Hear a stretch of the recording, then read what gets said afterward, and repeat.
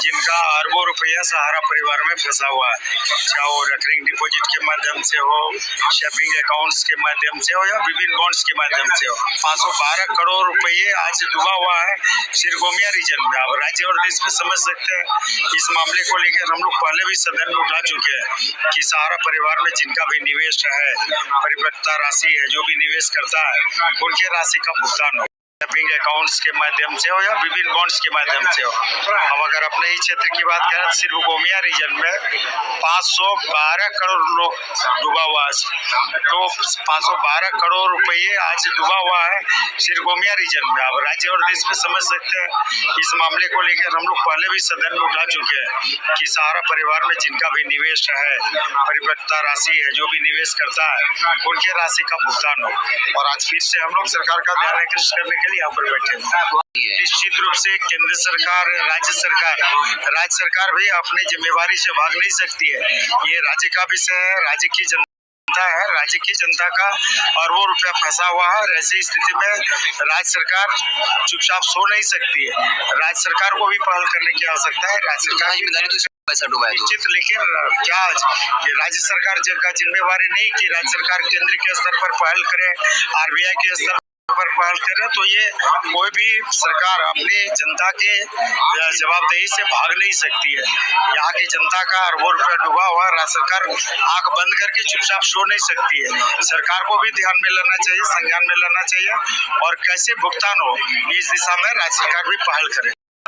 देखिए, कई तरह की बातें मीडिया में आते हैं, मीडिया के बातों में हम लोगों को भी जाना नहीं है। अभी कोई ठोस बैठक, ठोस बात, ठोस वार्ता इसके लिए इंतजार करना है कि क्या निर्णय होती है वो। क्योंकि हम लोग एनडीए गठबंधन के पार्ट है, तो एनडीए की जो टॉप लेवल की जो कमेटी है ये बैठ के सही निर्णय होगा, समय का इंतजार करना। नहीं, निश्चित रूप से सब समय के अनुसार सब चीज हो जाएगा, सीट शेयरिंग भी होगा और सीटों की घोषणा भी होगी, समय का इंतजार करना।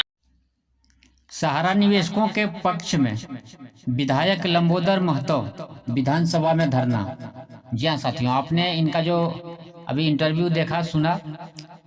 विधायक लंबोदर महतो झारखंड, रांची से ये लाइव आपको दिखाया। अभी हम आपको बता दूं, सहारा लेकर इन्होंने बात किया पहले और उसके बाद कुछ दूसरा भी बात किया। मीडिया वाले जिस तरह से इनके साथ इंटरव्यू किया, आपको बता दूं कि रांची में ये धरना प्रदर्शन जो वर्तमान सरकार है झारखंड के, उनके खिलाफ धरना प्रदर्शन कर रहा है।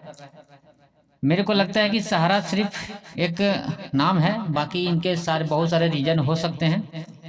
ये अपनी सरकार को नाम और दूसरे सरकार को बदनाम करने में पड़े हुए कि अपनी सरकार किस तरह से बन जाए।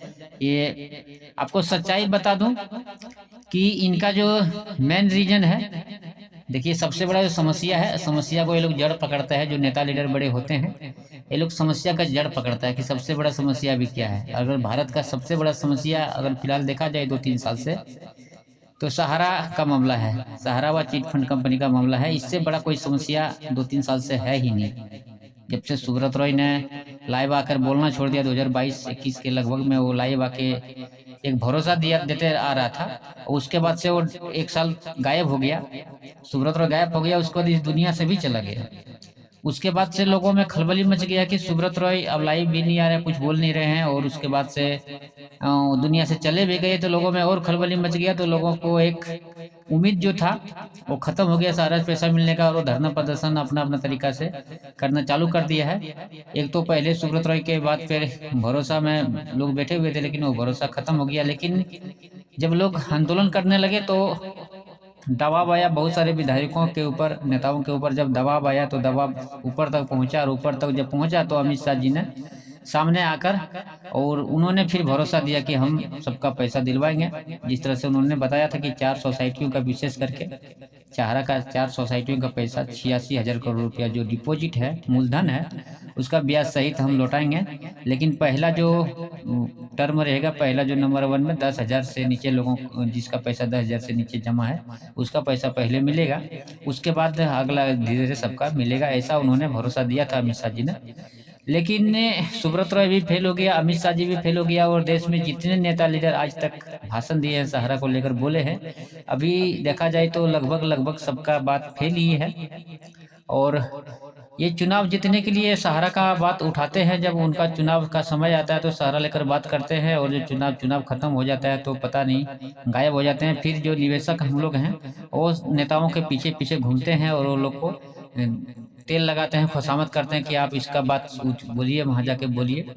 आपको एक बात स्पष्ट बताना चाहता हूँ कि झारखंड के जो भी विधायक या सांसद हैं, या फिर बिहार के हैं या अदर राज्य के जो भी हैं, ज़्यादातर लोगों को मोदी जी के कैबिनेट में, मोदी जी का वहाँ पे विधानसभा लोकसभा में जो दिल्ली में है, वहाँ पे वो लोग को ज़्यादा इज्जत नहीं मिलता है। बात तो करते हैं सहारा को लेकर, लेकिन उसका बात का वैल्यू नहीं देता है।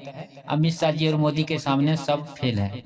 रीजन यही हो रहा है। पिछले 2 साल से आपने देखा होगा कि जदयू के विधायक बिहार से महाल बली सिंह जी, पिछला साल 2023 में उनका जो देखे थे संसद में सहारा लेकर भाषण, आपको वीडियो भी दिखाए थे, बहुत सारा वीडियो उपलब्ध भी है, मेरा 2 वीडियो उसके ऊपर डला हुआ है इस चैनल पे 2023 का। तो देखिएगा किस तरह से उन्होंने रोते हुए संसद में मोदी जी से गुहार लगाया था, अमित शाह जी से गुहार लगाया था कि आप गरीबों के लिए सोचिए। लेकिन वो बात बीता हुआ लगभग 13-14 महीना हो गया, साल भर से ज़्यादा हो गया, लेकिन उस पर कोई भी कार्रवाई 1% का नहीं हुआ है।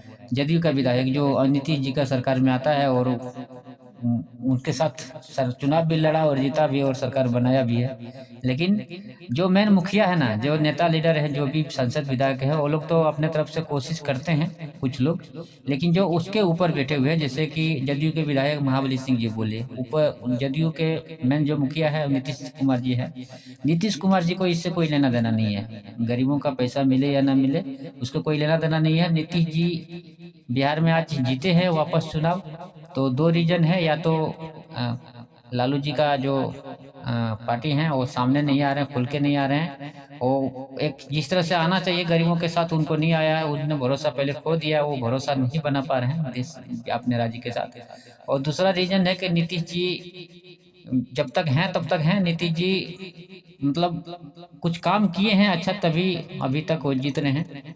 और सहारा को लेकर जो निवेशक हैं वो अभी एकजुट बिहार में नहीं हुआ है, और जब समय आएगा तो नीतीश जी जैसे कि मोदी जी को कमज़ोर किया, वैसे नीतीश जी को भी कुछ कमज़ोर करेगा, क्योंकि निवेशकों के पास अभी कोई ऑप्शन नहीं है। उनको ऐसा लगता नहीं है सारा निवेशकों के पास, अगर नीतीश जी को हम वोट नहीं देंगे तो तीसरा किसी को वोट देंगे, दूसरा को देंगे तो वो सहारा का पैसा दिलवाएगा, सहारा का मुद्दा उठाएगा। ऐसा हम निवेशकों को किसी के ऊपर अभी पूर्ण भरोसा नहीं है, इसलिए हम लोग अभी पेंडिंग में है। हम लोग इंतजार कर रहे हैं कि कुछ जो भी नेता लीडर हैं, चाहे वो किसी पक्ष या विपक्ष में हो, हम लोग चाहते हैं कि सब मिलकर एकजुट होकर और पैसा हम लोग को किसी तरह पैसा मिल जाए। और हम लोग ने ये भी वादा किया था निवेशकों ने, सहारा निवेशकों ने, कि 2000 जो पैसा हम लोग को 2024 चुनाव से पहले की जो पैसा के लिए बात करेंगे उसको एकाएक हम लोग वोट देंगे सभी सहारा निवेशक। लेकिन कोई भी सामने नहीं आया, इसलिए वोट तितिर बितिर हो गया और सही से चुनाव में वोट भी नहीं पड़ा।